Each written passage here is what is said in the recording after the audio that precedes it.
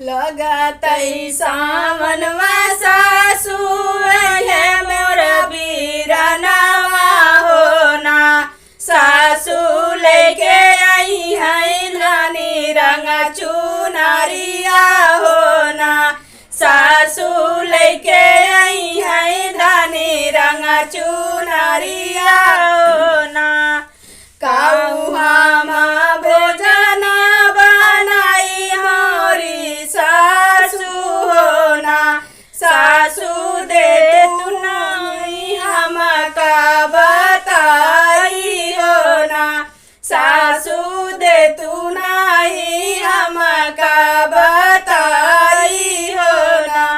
इतनी बचन सासु सुनाई ना पाली हो ना। सासु बोले लागी बिरही ना बोलिया हो ना।